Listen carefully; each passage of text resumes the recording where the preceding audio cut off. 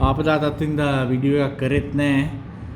මොකද අපි කෝට්ටේට නම් වැඩි ගම් වතුරක් ගැලුවේ නැහැ. අපේ ඔබේසේ කරපුරට තමයි පොඩ්ඩක් වැඩිපුර ගම් වතුර මේ ඇවිල්ලා ඒ ප්‍රදේශීය ජනතාව තමයි ටිකක් අපහසුතාවයට ලක් වුණේ. ඉතින් විපක්ෂයේ කණ්ඩායම ඔක්කොම අපි සමග ජන බලවේගයේ විශේෂයෙන් හර්ෂ ඇමතුමාත් සමග අපි මේ ප්‍රදේශයේ ඉන්න ජනතාව වෙනුවෙන් විශාල කාර්යභාරයක් කරා. ඒගොල්ලන්ට විතරක් නෙමේ අපි පෞද්ගලිකව ඔය හෝමාගම කඩුවෙල ඉන්න අපි දන්න අපිට උදව් කරන කොල්ලෝ කෙල්ලොන් එක්ක අපි ගිහිල්ලා මේ කෑම එහෙම බෙදුවා.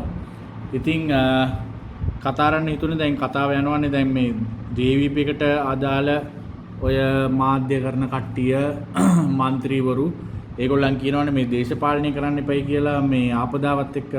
ඉතින් ඇත්තෙම කියන්න ඕනේ ආපදාවත් එක්ක අපි දේශපාලනය කරන්නේ නැහැ. හැබැයි ප්‍රශ්නේ තියෙන්නේ මේගොල්ලන් ආපදාව දැන් වැරද්දක් වුණාම වැරද්ද පිළි අරගන්න එක වැරද්ද ඕනෙක් කෙනෙක් යතින් වැරදි වෙනවා. ඉතින් මේගොල්ලන් දැන් අපි දැක්කා විපක්ෂ නායකතුමාත් කිව්වා ඔය හදිසි නීතිය පනවලා ඒ හමුදාව කැඳවලා ඒ අවශ්‍ය කාරණා කරන්න කියලා.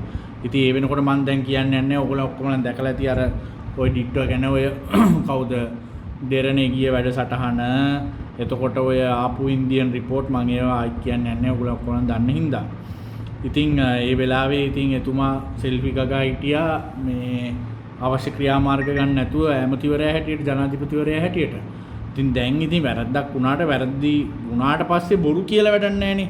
දැන් මේ බාන්න මම මේ දැන් මේක තමයි වීඩියෝ එක කරන්න ප්‍රධාන හේතුව නැත්තම් මම මේ කතා කරන්න කැමති නැහැ මේ වෙලාවේ.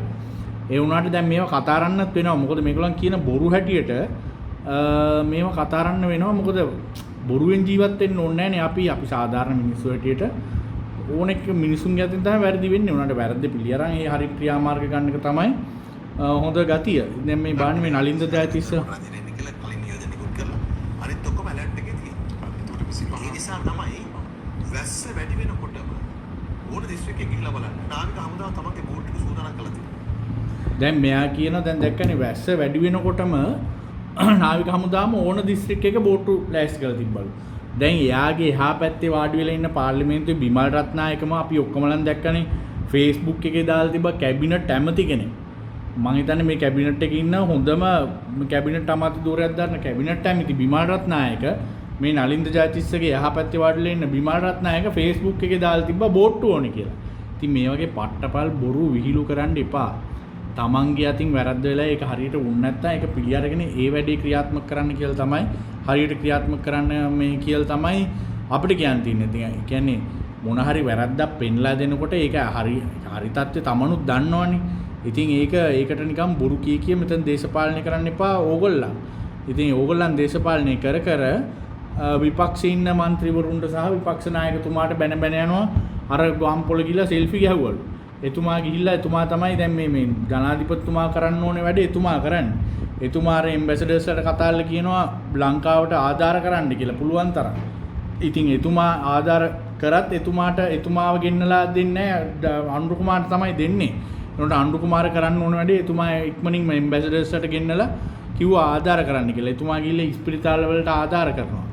ඉතින් ඒ වගේ විශාල වැඩ කොටාසයක් කරනවා. ඒතර මම දැක නාමල් රාජපක්ෂ උනත් එතුමා ගිහිල්ලා එතුමාගේ පාක්ෂිකයන් එකතු වෙලා අර ළමයිට පොත් දෙනවා. එතකොට ඒ අවශ්‍ය කාරණා කරනවා. දැන් අපි දැක්ක අර හිටපු ජනාධිපති චන්ද්‍රිකා කුමාරතුංග මැතිණියත් එතුමියගේ මොකද්ද පදනමකින් විශාල මේ මුදල් ප්‍රමාණයක් දෙනවා. ඉතින් මේ රාජ්‍ය යාන්ත්‍රණයේ මේව කරනවා අපි දැක්ක දැන් ජනතා විමුක්ති බෝඩ් පැරුණා මොකද කරන්නේ? අපේ අහිංසක කොල්ලෝ කෙල්ලෝ එකතු කරන ඒවත් ඒගොල්ලන් රතු තරුව කියලා තමයි ගිය මේ ආපදාව වෙලාවේ බෙදුවේ. ඉතින් ඒ වගේ කරන්නේ නැතුව අන්තික අපි දන්නවා රජයේ සල්ලි කොච්චර ප්‍රමාණයක් අර පඩි හරහා ඒගොල්ලන්ගේ මේ පක්ෂ අරමුදලට යනවා. ඉතින්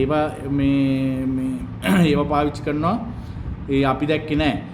ඉතින් අනිත් එක තමයි දේශපාලනය කරන්න එපයි කියලා විපක්ෂයට කියන ගමන් මම මතක් කරන්න කැමති ජනතා විමුක්ති පෙරමුණේ മന്ത്രിවරුන්ට අර මේ අපි දැක්ක නිවුස් එකේ මඩකල්පුවේ වෙච්ච සිද්ධිය.